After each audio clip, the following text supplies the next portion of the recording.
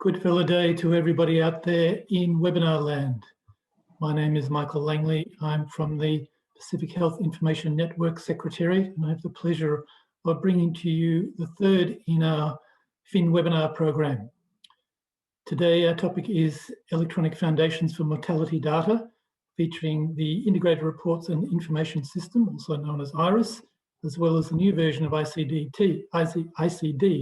now the ICD11. So, the content for today's webinar features an overview of mortality data constructs and use, an overview of IRIS and demonstration of how it works, information on how IRIS has been implemented and is now used within the region, an overview of ICD11 and how it differs from ICD10, the electronic foundations of ICD11 and how it will support future mortality and morbidity statistics, and how IRIS and the ICD11 can help form a pathway to improve data in the future. And we hope everybody who joined us is working in health information data or systems, but otherwise you're more than welcome to participate. Now, our presenters today are James Aystone Hinkins, Director of Health and Vital Statistics at the Australian Bureau of Statistics, Data Centre Head from the Australian Bureau of Statistics. James and Lauren have worked for several years, both in Australia and throughout the region, supporting improvements in civil registration. Sorry, can people please mute their microphone? Throughout the region, supporting improvements in civil registration and vital statistics. In addition, James recently spent 3 years working as part of the WHO ICD11 task force. He's now the co-chair of WHO Mortality Reference Group, while Lauren has worked with several countries supporting their implementation and use of IRIS. So before we continue, a bit of housekeeping. As I mentioned, could you please all mute your microphone if you are not speaking? I can hear quite a few microphones that are open. If you turn that off, it would make it more pleasant for everybody else. Thank you. You turn off your video to save bandwidth and ask questions in the chat function. These will be answered at the end of the presentation. The session will be recorded and distributed later. We have some poll questions that will run near the end of the program. So that's all from me. I'm going to hand over to James and Lauren. And again, could you all please mute your microphone? I can still hear voices. So thank you. That's James and Lauren. All right. Over to you. Thank you, Michael, and welcome everyone. Thank you for coming along. I'm not sure, Michael, you may be able to mute people even if they can't hear as the host of the meeting, but right. yeah, I'm not too sure. Always possible. I'm sure you have all sorts of powers. Anyway, let me see if I can just get my screen sharing. Just one moment.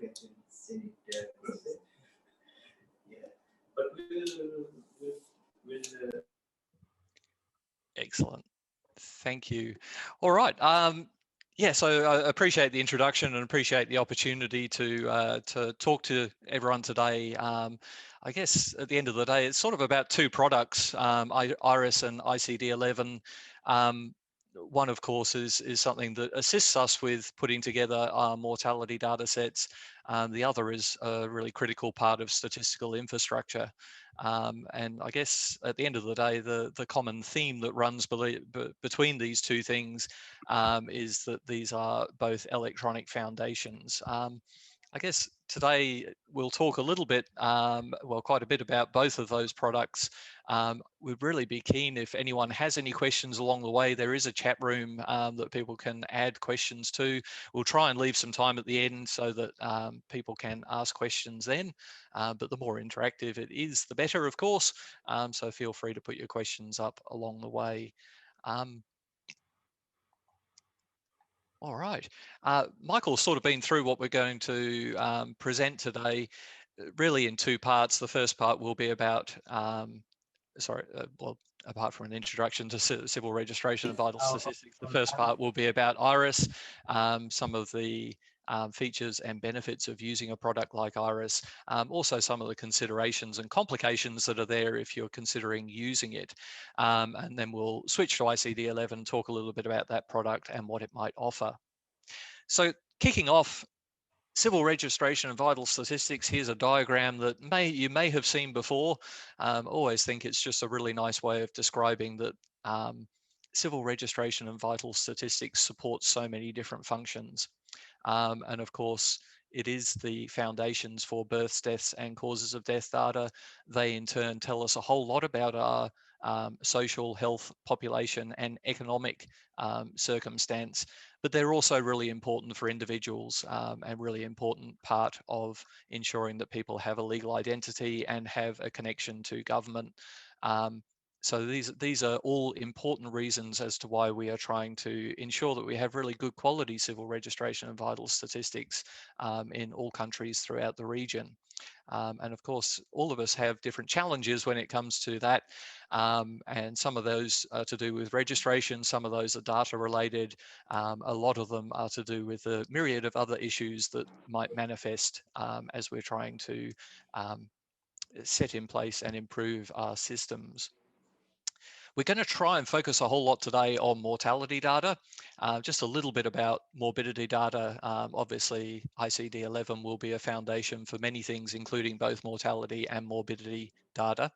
But just as a reminder, these are some of the headlines that we often see based on the mortality data set. Lauren and I spend a lot of time obviously compiling this data set, but also answering the many media queries that come through and obviously providing very large amounts of data through to our own government and also in the international space so that they can monitor what the key health issues are. I don't think anyone needs to be reminded that 2020 brought about one of the great drivers for understanding mortality throughout the world, and obviously countries have all been trying to ensure that they can report on mortality during the pandemic. I've always feel that we're very privileged in Australia not to have had such a bad experience with COVID-19, but brilliant work has been done throughout the world to try and make best use of mortality data and actually bring forward the release of data so that it can, as much as possible in real time, explain what is happening. So I suppose as we try to compile mortality data, there are lots and lots of different barriers or challenges that we are all trying to overcome. Some of them are things like remoteness, access to the actual registration services, things like funding, the cost of registration, incentives to register. They're all key issues, and I think anyone that any country that is working through a registration improvement plan is always trying to look at those and probably other issues as well in terms of understanding what can be done to make those stepwise improvements. Another of the key issues is the quality of the data captured in the first place. Obviously, the medical certificate of cause of death is a key way in which the data is captured. If not all deaths are certified using the medical certificate of cause of death, then that's a further complication. But again, that's something that there's a lot of work happening throughout the region in terms of training for certifying doctors, but also looking at ways to capture information if there are not certifiers available through other means. These are some of the barriers, but at the end of the day today, we want to look very much at some of the solutions to enhancing mortality data and really focusing on that electronic infrastructure as the supporting mechanism for making that happen.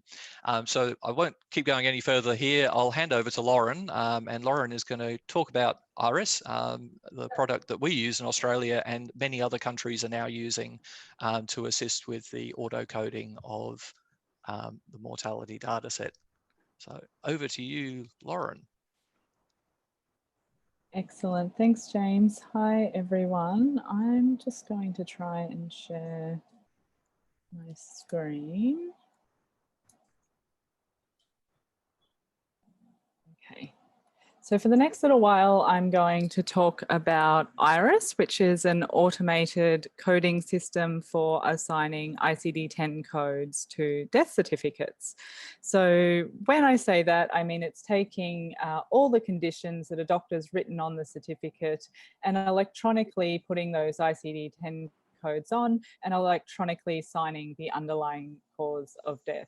So late last year, Sue Walker, Yang kuning tu apa dia? UT, Yang masak whoops, kuning tu. I think somebody is not muted there. It's normally my dogs that go on, so I'm actually impressed it's not always just me.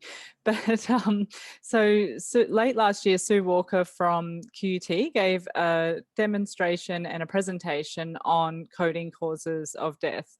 And so IRIS really takes that idea another step forward and starts adding this electronic automated approach to that. And it's really based on those foundations and principles of mortality coding. And this has very much evolved from the recognition of gaps in previous coding programs. So some of those gaps could be with manual coding. We know that deaths are not black and white. There's a lot of grey areas in coding cause of death and a lot of robust discussion because of this. But we really want things to be internationally consistent and nationally consistent as well between coders themselves. So when we're actually looking at our statistical output, we know that we're comparing like with like. There were also a lot of differences with existing electronic programs out there. So one of the most common ones used was MMDS, so the Medical Mortality data system, which was developed in the US and maintained by the CDC, but it was very much for English-speaking countries only, which really excluded a lot of the international community from using it, but it also became just a bit too much for the CDC to maintain, and the support wasn't there behind it, and things were getting a little bit behind. So some gaps were existing there, and there are a few other gaps just coming through the system. So a group of people got together in Europe, so coding experts, people from statistical agencies, and they've developed IRIS. And really the concept of IRIS is twofold. So one is around that international comparability.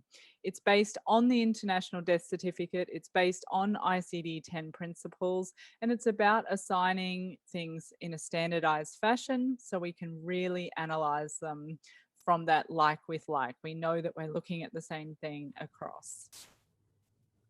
And number two is to provide a system in which that language dependent component aspects are really separated from the software itself. And IRIS has a number of tables, one of those being a dictionary, which really makes this happen. So we know that causes of death can be written in multiple different languages, and really it doesn't matter. A heart attack is the same in English as it may be in French. We still need to apply that same ICD-10 code. And what IRIS offers us is an opportunity to do that in a standardized way. So you can maintain a dictionary within your own country and assign the same codes internationally.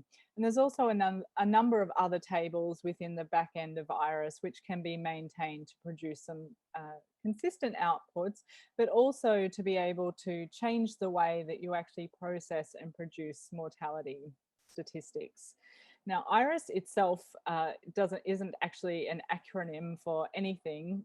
IRIS is a goddess of the rainbow, actually, and one of her superpowers is speed. So speed and bulk processing is also a really big thing with IRIS. People like to change the way that they produce statistics and present that into their own mortality system as well.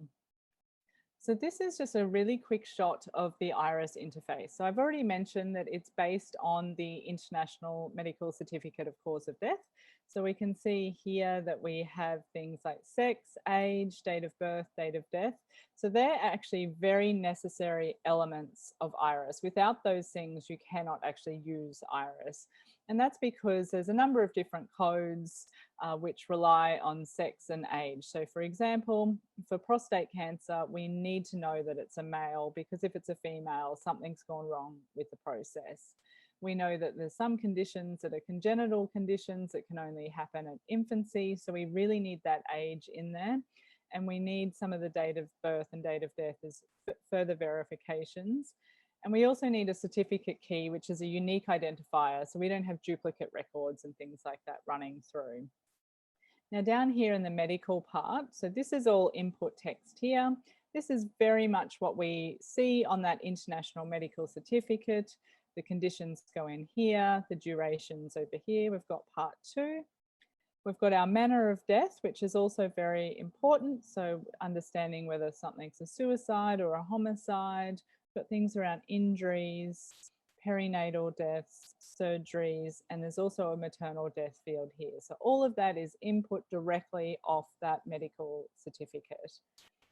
And then we have an output side. So we've got all the ICD-10 codes being applied here. We've got a section for our underlying cause. This ACME codes actually means multiple causes. And then the dictionary that I was talking about before lives up here. So a little bit later, I'll take you through an actual demonstration and we can have a look at how you can use it as well. So the process flow for IRIS is that we would collect our files for coding. Now we can do that in a number of different ways. So it could be that you're still receiving paper forms, so you can transfer these into just an Excel format. So IRIS can be based off multiple different databases and just fed really generic things like Excel. It works quite well off an Access database, also off an Oracle or database as well works well. That's what we use here, and SQL is also really common too. And we put in all that demographic and all that diagnostic text, or it could be that you get electronic files off your civil registration system or your health information system, and they can be transferred into those files to go into IRIS. So once we load it up into IRIS, there's this part which is pre-processing, and this is where this dictionary is applied. So with the dictionary application, it takes all of the medical text and it puts an ICD-10 code against it. And that allows the next process to happen without being worried about the language or any of those other extra bits and pieces that may be very country dependent coming in. So once it's got the ICD-10 codes, we go into the coding, and that's where the ICD-10 decision tables and the rules for coding, so those rules that we're taking from volume 2 are being applied. And then of course we have our final outputs. So we have our underlying causes of death and our multiple causes of death, and that's where we get our statistical outputs from. So it's a fairly direct way of getting things through, but it's that pre-processing stage which is really unique about IRIS. So the benefits of the dictionary are of course the language, which I've already spoken about quite a bit now, that it doesn't matter what language it's in, as long as you're putting those efforts into maintaining it and assigning the correct ICD-10 code, you can use the product. It also means you have a lot of control over the metadata. So there could be some really specific terms that you see in your country that you're able to add into the dictionary as well. So you can always work on improving the way that IRIS autocodes and produces statistics for you. When there's terminology updates, so things in the medical world are always changing, you can get them in there, or when there's new diseases. So of course, with COVID last year, COVID-19 didn't exist in the dictionary. It wasn't a known disease before 2020. So we were able to add that to our dictionary, so we don't always have to keep manually reviewing things. And you can keep testing this out into the future. So you've got a lot of control as a statistical agency or a health information unit about the quality that goes in and the quality that comes out as well. Another really key benefit is that multiple different terminologies can be used to describe the same disease. And we also know that some of the ICD-10 codes have a lot of different inclusion terms as well.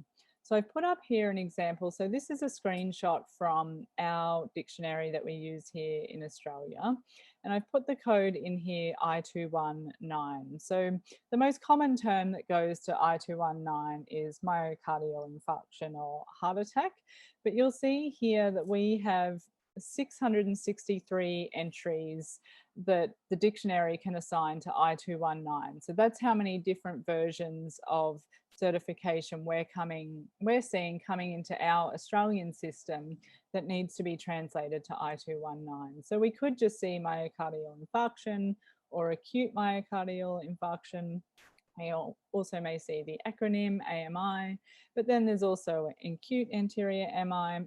You get the idea. There's lots and lots of different things, and the dictionary really gives you the power to do that in a standardized but electronic way as well. So it really takes some of the longer process of looking up ICD-10 codes out. There are a few challenges as well with the dictionary. So with the maintenance, of course, you need to make sure that there's people who know coding, who know the ICD, who are actually assigning the right codes to diseases that come in.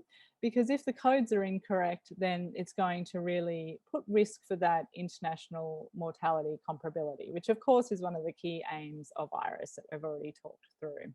So it's really important to overcome this challenge to make sure you're really connected with with the international community using this. So there are a lot of different people using this. So Fiji use it already in the region. Countries in the Asia Pacific, such as the Philippines, are using it, and there's a lot of countries looking into it as well. So that can be a risk with it, and always good to keep in mind.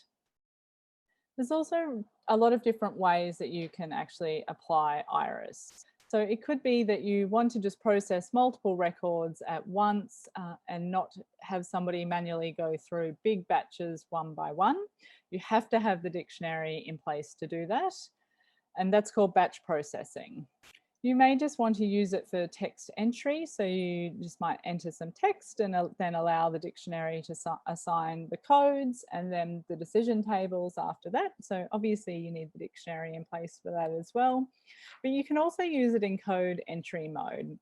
So the text might be there and you may just enter the code. So you don't actually need the dictionary in place for that, or a very developed dictionary, but you need to be very, very sure on ICD-10 coding because you need to double check a few things. So I thought I might just show an example of each of those really quickly. So here's our test version of IRIS. So when I talk about batch processing, what I mean is that there's a function here where we can ask IRIS to batch process. Now, this is just a little bundle of 10 records, and so I'll just ask it to start processing, and let's hope that the superpower of speed comes in place right now. It has. So IRIS has gone through, it's had a look at all 10 death certificates. It's processed 8 of them. It's not processed 2. But out of the 8, the coding success was 100%. So we can say, okay, and then we can just go in and have a look at that. And we can see here that this one now is just final. So our input text, we had, well, a lot of acronyms, which of course we don't love to see, but we can see that the doctor told us that this person had pneumonia and hypertension, they had cancer, and then there's a double mention of hypertension. So it's added all the codes in over here, and then it's told us that cancer is our underlying cause of death. The same for the bleeding on the second certificate, is being able to assign that really easily, and the stroke on the third. So that all keeps happening there. Now for an example of our text entry, so for this one with the bleeding, we might like to say that they actually had a cerebral hemorrhage in the first place. And then we'll go out of that and we'll just press recode, and IRIS can add in the text there. But we also might like to say that they were bleeding due to a head injury, maybe from a motor vehicle accident. And I'm just using an acronym there for time. Of course, we would not want people to be using that. Now, the dictionary is not great because there's so much with a motor vehicle accident, it really likes us to have a look at these and assess them. So this is an example of where we could use code only in the code entry. So we would just tick that there and we would say, okay, we don't know anything about the motor vehicle accident, and we just put our ICD-10 code there, and we change our manner of death. We just press recode and the same comes out. If we wanted to actually double check those processes and double check the underlying cause, the decision tables that Sue took us through last year in her presentation are also electronically embedded in here. So all of those rules are in here, and if we were interested in what can cause a bleed, we can have a look at all the different relationships there. So that's a really key feature of IRIS. So they're just a few of the different ways that we can use it. Now I'll keep going on, but if you are going to make the move to IRIS, there's definitely a few things to consider first. So when we moved over to IRIS in Australia, which is quite a few years ago now, we had a look at all of this type of stuff. So number one was the quality of death certificate. So you still want to be getting really good quality medical certification off your doctors, and making sure that they're sequencing correctly and that the terminology is good, there's not too many spelling errors, things like that. Otherwise, you will encounter a few issues with IRIS and it may not produce statistics that really make sense for you.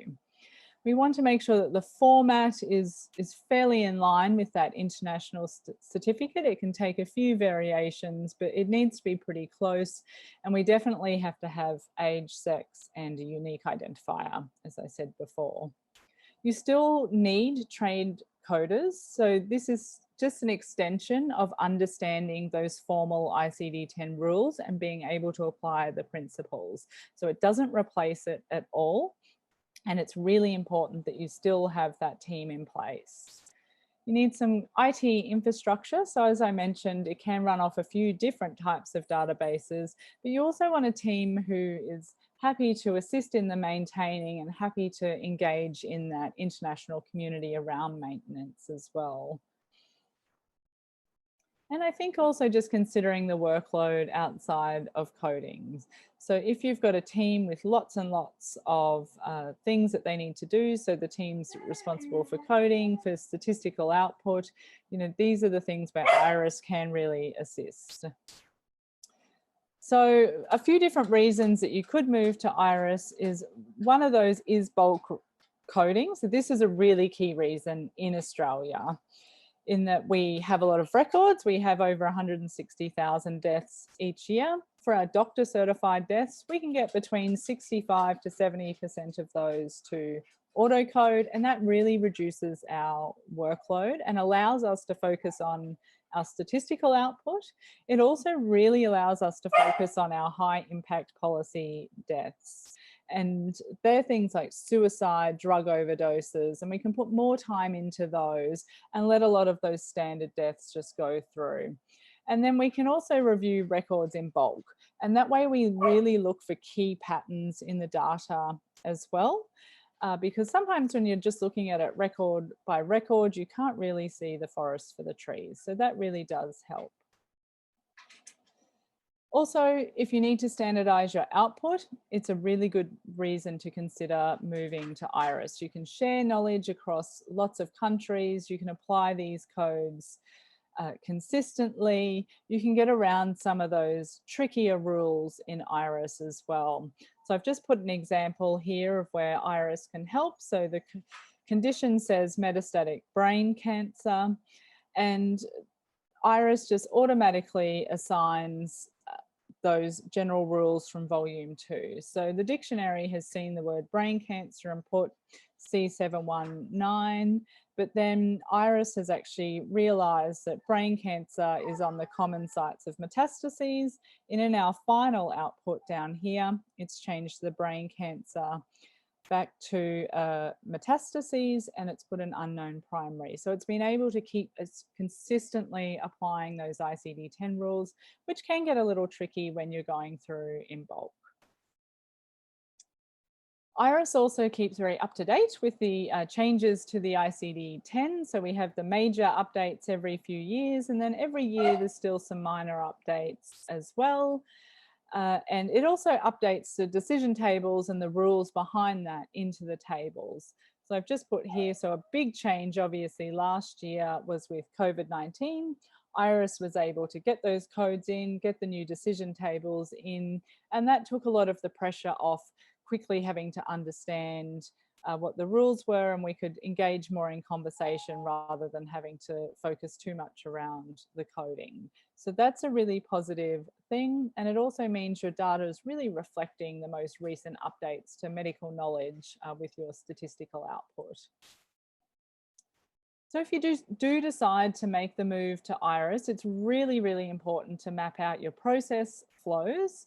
So at the ABS, we did a lot of dual testing. So we had a look at all of the files that ran through IRIS. We compared them back through our old coding. We did some manual coding to make sure we agreed with what IRIS was producing. We looked at, we were using MMDS, so we looked at that. And we had to be really, really confident that the move was a good one. So that is absolutely key. You really have to think about your IT security as well. So death certificates are identity documents, and we really want to maintain some of those security aspects behind that and some of the privacy as well. So ensuring that it can fit into your statistical health information system in that way is really important. It's good to consider the use case. So is it because you need to do some bulk coding? Is it because you actually just need to do a few validations and just the text entry or the validation or the code entry mode, sorry, is more important? And you definitely need to consider whether you can maintain it as well and just keep connected with those updates and being able to keep connected to the international community. And communication is really, really key. So when we moved to IRIS, we produced a big report that we still update every few years around some of the changes with IRIS. So one of the really big changes with IRIS will be around those WHO ICD-10 codes and rule updates, which will continue to change your output. And it also gives you this opportunity to really review local coding practices, and where you can try and eliminate those as much as possible. But really, communication is key. So one of our big changes when we moved to IRIS was we used to use this code here, C97, which is multiple cancers of primary sites as an underlying cause. But of course, the problem with that code is you don't really know which of the cancers was most likely to lead to death. And you also lose the information about the multiple cancers that the person had. So that code became defunct with statistical output. And so when we moved to IRIS, this was one of the changes. And what we saw instead was a huge increase in deaths due to cancers of the digestive organs, in prostate cancer, in some of our urinary cancers, and breast cancer went up quite a bit too. And we had to explain this to people, so they didn't think that there was just a sudden increase in different types of cancers, that it actually was an administrative effect due to IRIS, and that actually likely the time series is quite steady for these. So we've got to remember that people are always looking for real change in data, and the move to IRIS can have an impact on that at first, and then you get the time series going. The other important thing to really realise is what IRIS doesn't do. So it definitely does not replace our trained mortality coders. They are absolutely imperative to the system running well and to our mortality outputs looking robust and making a lot of sense. So we still need the experts in place. It definitely doesn't auto-code everything perfectly. So there's always quite a few new versions of IRIS. They really keep on top of the software. And they will fix little bugs in the systems each time they release a new version. But it's really important that you're aware of some of the changes and you keep sense checking, because errors have been found and you need to do some fixes to those. It also shouldn't be replacing your quality gates. If you think some of your statistical output isn't quite looking right, it's definitely good to go in and check that. Don't just think because IRIS auto-coded it that it couldn't have made a mistake. So definitely have those checking processes in place. It doesn't provide classification, it's just the application of the rules. So the ICD-10, the licensing for that is owned by the WHO and still needs to be requested through there. It's really for applying the rules and assigning those codes that you can get out of the system for output. And it doesn't maintain itself. So we really need people with some expertise in how to maintain it and how to connect through and learn around the maintenance as well. Now, that's all I've got to say on IRIS for the moment, but please feel free to ask questions later on. And I'm going to hand back over to James for ICD11. And I will just turn my video off for a moment and go and let my dog out. Apologies for that in the background. Excellent. Thank you, Lauren. And hopefully everyone can see the screen again now. I guess we learn a whole lot about IRIS. It's been a very, very helpful product. And like Lauren said, it doesn't solve all the problems of the world, but it definitely makes a huge difference to the way that we're able to process data. So next, I want to focus on ICD11. So I would imagine that most people have heard about ICD11, perhaps have a little bit of background about how it's been developed, and also how it differs from ICD-10, but just like to run through some of that. It is a really huge thing each time the ICD is updated, and it is really important to understand what those changes are that occur during the revision process. So basically, ICD has been around for a very long time, especially in the mortality use case, more than 100 years, and has helped us to track those huge changes in population health associated with mortality. This revision of the ICD, it has gone on for quite some time, but it is now complete. And I guess just thinking about some of the key elements of the revision, it really was one that drew on a huge number of experts from around the world across many different disciplines. And effectively that really helped with updating the individual terms within the ICD and getting new thought around areas where ICD-10 perhaps was becoming less relevant or needed greater amount of updating. In the last 3 to 4 years, that then became a process of bringing all of that really good input information back into a really well-structured classification. And that was the job of the ICD-11 task force that worked with WHO, but of course the classifications team at WHO that really took the bulk of that work on, and have really brought ICD-11 to the point where it was adopted by the World Health Assembly in 2019. And effectively it will be, well, it is available for use officially from 2022. This is when countries should be looking at adopting ICD-11 rather than using ICD-10, recognizing that that is a journey that each country needs to consider and go on at the pace that is suitable for them.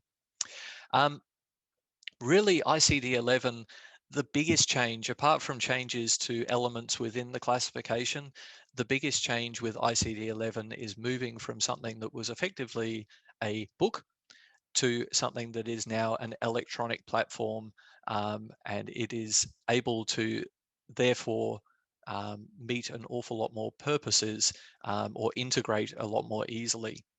So some of those features and benefits. So ICD-11 is based on a foundation, and it is a foundation of the many different entities or medical terms that or diseases that are in existence. And the foundation is supposed to be as comprehensive as possible in terms of covering all of those diseases and conditions. Each one of those is based on a URI. I'm not going to try and say that I understand all of the terminology here, but effectively each one has its own electronic entity, and that describes both the disease or conditions, but also gives the metadata associated with that, and the connection between that and other diseases and conditions that might be in existence. So that foundation is really comprehensive, what is done by WHO in creating the ICD for mortality and morbidity statistics, the ICD11 MMS, is that a subset of those diseases and conditions are lifted from the foundation, and these are the ones that are more commonly used when compiling information on mortality or morbidity. Effectively, the MMS mirrors ICD-10 to a degree, obviously with the updates in terms of medical and clinical knowledge incorporated as part of that. But it means there's a lot of diseases and conditions that are still within the foundation that are maybe a greater level of detail that is not included in the MMS. They might be seen as inclusion terms to certain categories within ICD-11 within the MMS. And they could be lifted out. This is the concept of linearizations. They could be lifted out as a more detailed code set if there was a particular clinical specialty that wanted to have a lot more information. For instance, a code set relating to skin diseases, where the MMS may only have a subset of the many that exist within the foundation, and different code sets can be generated. There are 3 new chapters within ICD-11, diseases of the immune system, sleep-wake disorders, and conditions relating to sexual health. Those chapters were considered important in the development of ICD-11, sufficiently so to be incorporated as their own chapters. From a mortality perspective, I'm not going to say sleep-wake disorders are the most important ones here, but diseases of the immune system is one that we've had to consider from a mortality perspective, with conditions such as anaphylaxis included in the immune system chapter, previously coded in the external cause chapter, and with the external cause chapter having priority from an underlying cause perspective. These are things that may impact on the coding rules or the application of those coding rules. Another of the huge differences with ICD-11 compared to ICD-10, we have a base structure and there is an extension code chapter. And that extension code chapter allows us to add additional detail to any of the entities within the base ICD-11 structure. That is a huge change between ICD-10 and ICD-11. And I think for those people who have used, for instance, the Australian modification of ICD-10, the Australian modification allows some additional detail to be drawn in. The extension code chapter in ICD-11 allows for exactly that, more detail to be drawn in, but it also has an enormous amount of flexibility. So that type of detail that can be drawn in can be extremely varied and allow for different concepts to be drawn in for particular diseases or conditions. So further to that base structure and extension coding, there are new concepts with ICD-11, such as clustering and post-coordination. So clustering allows for conditions to be grouped together. Post-coordination is adding additional information to a base code. So we'll have a really quick look at a couple of those examples in a moment. But effectively, in terms of use of ICD-11, especially from a mortality perspective, the coding rules have remained very much the same, with just some minor tweaking to allow for that new chapter structure. But effectively, that means that the expertise that people have in terms of mortality coding isn't lost if you're moving to ICD-11. So some of the things that will really change as we look at ICD-11 as an option for basing mortality or morbidity data in the future is that electronic foundation will allow us to see more advanced tooling when we electronic tooling when we're looking at how we might use the classification. A really good example of that, and a very early example in terms of the development of ICD-11, is the WHO's coding tool. Again, if I can, we'll try and have a very quick look at that in a moment. But effectively, that replaces the paper style index for ICD-10 and allows a much more interactive interface so that people can use medical terms or enter medical terms and be directed to the appropriate ICD-11 code. It's a very helpful product and one that has evolved and gotten much better over time, very quickly, again, showing how that plug into the foundations of ICD-11 works. Other coding tools will also link into that underpinning of ICD-11. One of the concepts that's often discussed at the international level is the link between medical terminologies and the elements within the classification ICD-11. And effectively, the foundation, to a degree, mirrors a medical terminology, but there would be really great benefits in continuing to develop that component of ICD-11. Obviously, when doctors record information about diseases and conditions, the ability to automatically link that to a classification element would really enhance the ability to move very quickly between information, medical information, and coded data. So that's another really critical element of ICD-11. ICD-11 also allows us to look at different information settings and work with different levels of complexity of input data to produce different levels of complexity of output data. This little diagram is one that was used a little during the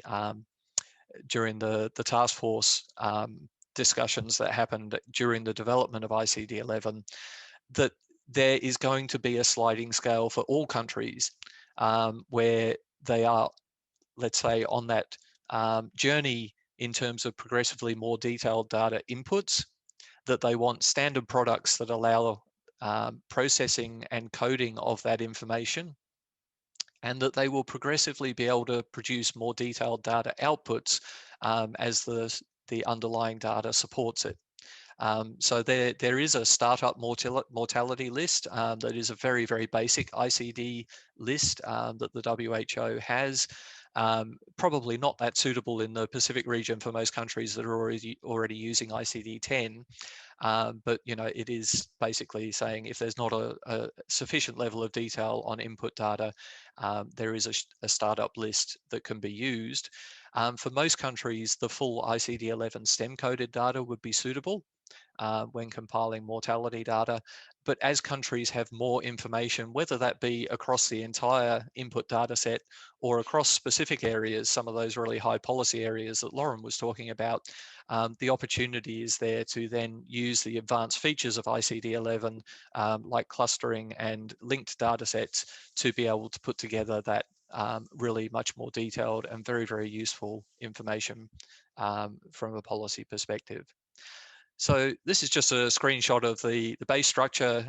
Anyone who's looked at ICD-10 online will see that it's very, very similar, with the exception of the fact that there are the additional chapters there. The one at the very bottom of the list is the X chapter or extension codes.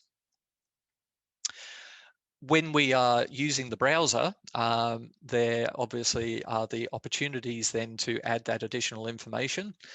So again, looking at acute myocardial infarction, there are opportunities to post-coordinate additional information.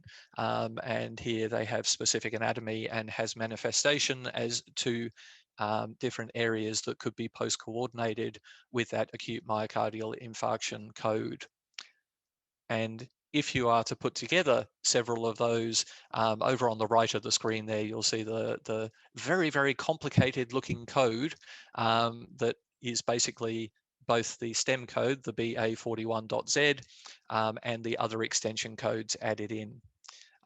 Obviously, getting to the stage where we're using that sort of information is going to be a bit of a journey for every country, but it is just good to know that that sort of information is available. Another area, again, one of these high policy interest areas, especially in Australia, we are trying to capture additional information around self-harm deaths or suicide deaths. Part of that is the aspects of intentional self-harm or proximal risk factors, psychosocial risk factors, and the extension codes within ICD-11 allow for capture of a standard set of codes associated with suicide deaths. So again, an enormous amount of flexibility. I'm just going to quickly pull up the coding tool if I can. And that will be, oh, there it is. No, it's not. All right, I don't know that that actually worked. I'll try just one more time.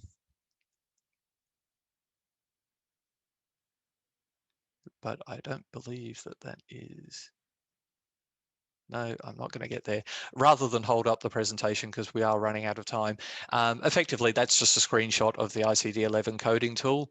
And by starting to type the term acute myocardial infarction, it in real time will start to give the list of most likely codes that you would want to be using. You can then interface between that and the actual browser, and you'll be able to not only take the code from the browser, but also see if there are any options for additional information that can be gathered through the ICD11 coding tool. I can see that we have a couple of people online from the Institute of Health and Welfare in Australia, and I'm sure they could give brilliant demonstrations on the use of the ICD11 coding tool. But we will move on. So ICD11 implementation. So again, just some of the thinking that has been done here in Australia around implementation. Certainly from a mortality perspective, IRIS is going to be really critical for ICD11 implementation. So effectively, until we have an automated coding product that allows us to do that bulk coding, we will not be able to implement ICD11. But that product is being developed and it will be available. The question mark of when is one that we will try to answer. We're just progressively getting updates from the IRIS Institute on that project. And clearly the COVID happening in the last year or two may have put that back a little in terms of that development. There are other really critical issues that do need to be considered.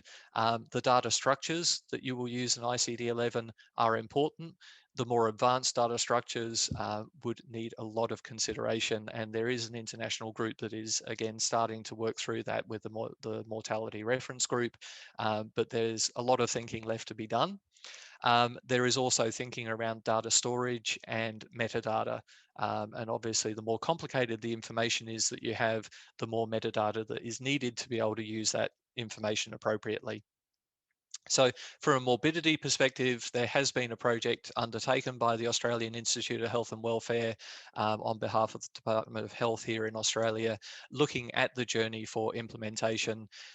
It was looking specifically at governance issues, workforce, health information infrastructure, those resource issues, the time frame for implementation, and how we would communicate more about ICD11 with the broad number of health information people out there, and look at an education program.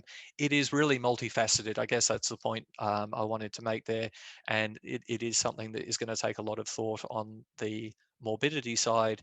And because of the complexity of the morbidity data landscape, we might say it is going to be quite a journey, and it will probably be a progressive one of implementing some elements of ICD11 in the first place. For mortality, perhaps a little simpler if we have an automated coding system and we can overcome those issues of data structures, storage, metadata. We should be able to implement ICD11 in the next few years. I suppose just wrapping up, there's a couple of slides where we just really want to talk about the fact that ICD11 really does create those additional opportunities to be thinking about electronic infrastructure and its underpinnings for piecing together your health information in the future. What we've seen with something like the ICD11 coding tool is a brilliant way of being able to do coding of individual terms. As products like ICD11, so the IRIS for ICD11 become available, that will then enhance ability to be able to not only assign codes more easily, but also assign underlying causes and structure a data set based on the information coming in.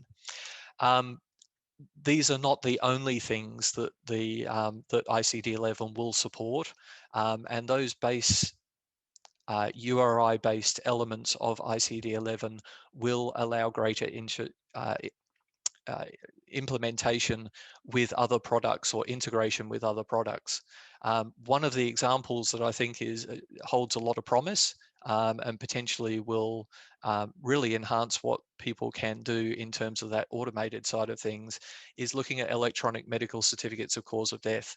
And there is an example in Australia where one of the registries in Australia is looking at implementing an electronic medical certificate of cause of death, and particularly looking to link the URIs in the background of ICD11 so that helps as doctors are entering medical terms.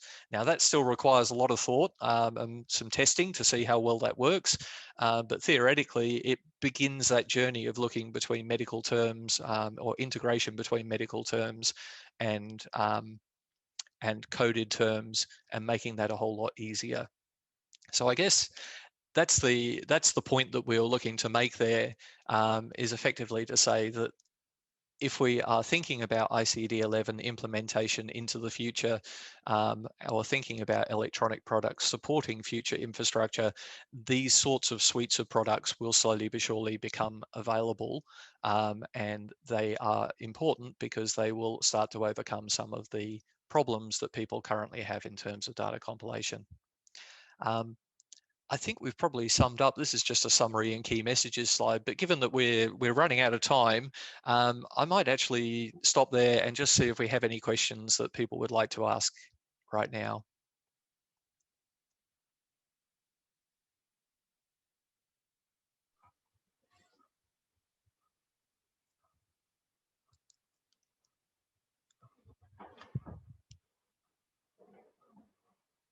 So I'm just scrolling back through the chat. Is Lauren, you look like you've been in there. Is there anything in particular that we need to answer?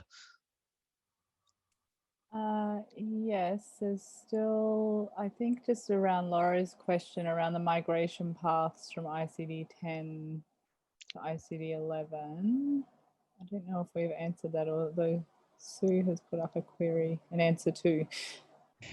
So sorry, what was the question? So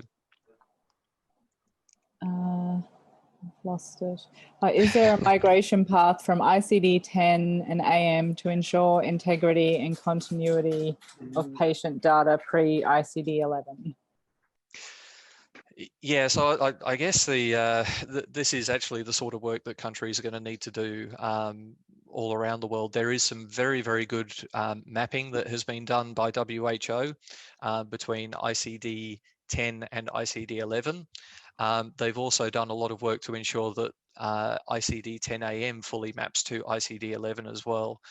So theoretically, that sort of work has been done in the background, and it should allow reasonably seamless transfer between ICD-10 and ICD-11, but I think this is really where coding, the field trial side of things, and possibly dual coding and things like that will be necessary for countries to ensure that they have that continuity between the two classifications.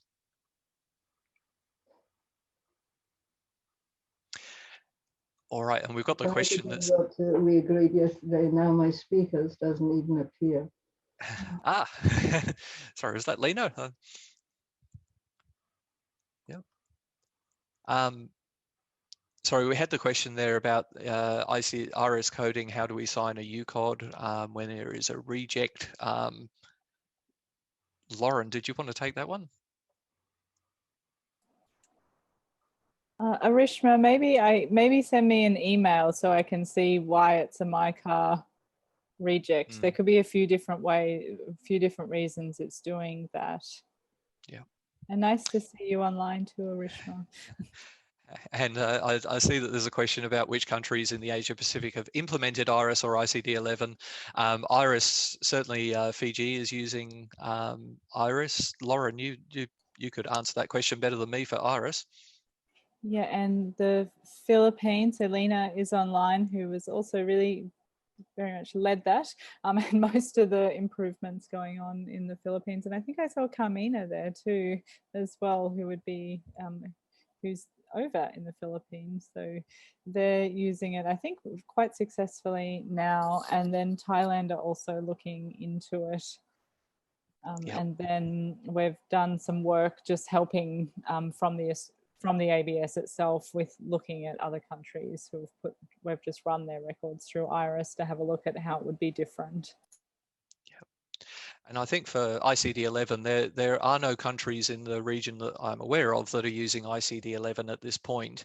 And it really is now just in that transition phase between ICD-10 and ICD-11, with next year probably being the first year where countries will seriously look at producing ICD-11 based outputs. But I would suggest that for most countries that lead time for implementation is quite a bit longer. And it's something that we're going to have to all consider. I think that's part of the point of this presentation, is to say it is very good to be aware of ICD-11 and to be thinking about what opportunity it creates, because it will start to deliver greater benefits into the future as more infrastructure is based on ICD-11, and it will make that value proposition for implementation stronger and stronger.